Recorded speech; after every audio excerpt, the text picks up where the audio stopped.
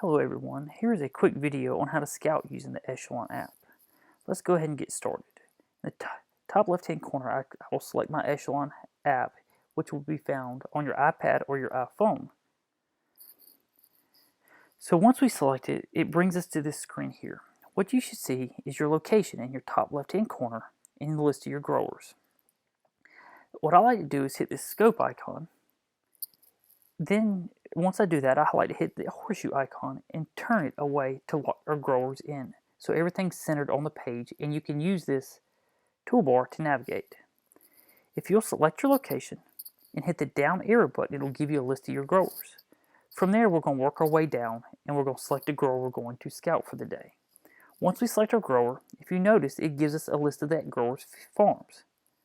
If we hit the down arrow button, we can also select these farms, and from there, it'll give us a list of these fields. So once we have our farm selected, what I like to do is top right hand corner, hit this 3-bar icon that says Data Browser, and change it over to Scouting. From here, what it'll do, it'll give you an aerial view of all your fields in this farm. If you would like to hone in a little more, hit on your left hand side on your navigation icon or bar. If you hit the down arrow button, you can select the field you want to do. First one I'm going to select is this LW field. If you notice it, once I'm in this LW field, it's wanting me to add a crop. If you hit this plus icon, it gives you a list of things you can scout for. If you notice, they're very limited. So what we need to do is add a crop so it'll let us scout in more detail. So once we tap right here where it says tap to add a crop, it's going to make us create a planting for this field.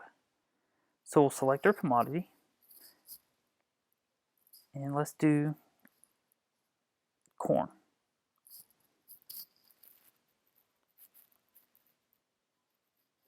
Once that's in, make sure it's named, has a code, and a planting date. It's always going to default to today's planting date, but you can change that if you need to. Maybe this was planted on April 1st. Then if you know the variety, you're more than welcome to put in the variety of the corn. But we also want to make sure we have our season right, that we're planting the 2020 growing season. Once we have this information in, we hit save. From there, now you notice, down here we have a lot more of these options that we can scout with.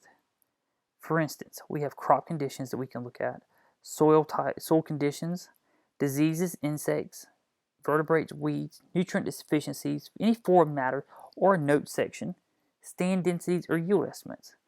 Let's go ahead and look at crop first. Maybe we're just dropping by and just checking on the crop and making sure the condition's good.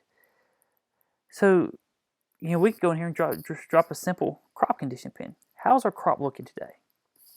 This corn looks pretty good. Any kind of photos we want to take, we can add along with it. Who it's created by, any attachments or anything we want to do. From here, we can go ahead and we can hit the done button. It drops a pin on our field.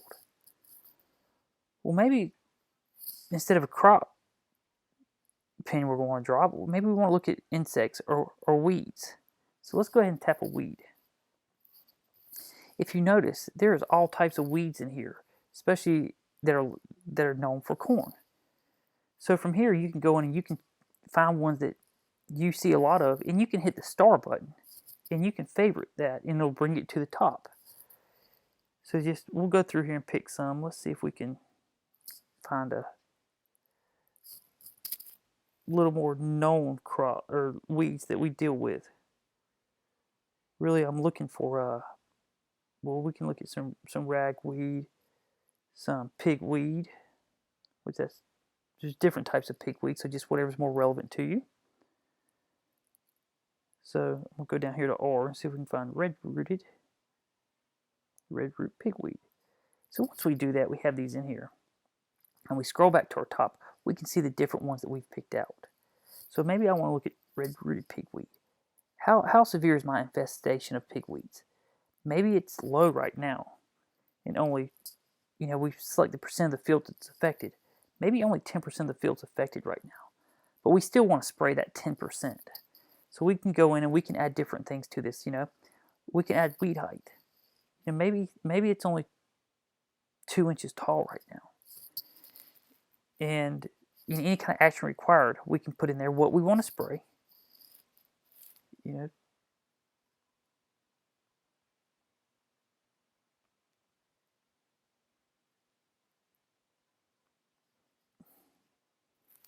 then any other information we want to put in with that. Any photos we want to take of that pigweed, we can.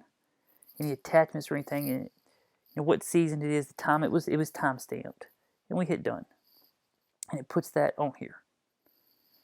So the cool thing is, once we leave this field and we go to another field that's planted with corn, so let's go to this field 1. And it drops us in this field here.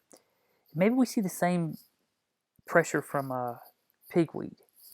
And we don't want to have to fill out all this information again. We can go over here to our clock icon, which is our recents button, and we can drop that same pigweed pin again. And we can do this all across the field wherever we find our pigweed. So from here, once we're done, we hit the X button, and it drops away and shows us where our pins are. Now what we've done, what we want to be able to do is go in and create a report and send to the grower. To do this, if you look on your right hand side, we'll go over these toolbar options that we have. The first one we're going to look at is this bottom one. And if we hit this button, that's our report button. We can go in here and look at the pins that we've dropped, and we can create a report. And we have different options on how we can go in and set up our report to look. So I encourage you to play around with these and find a way that you like. From there, we hit done.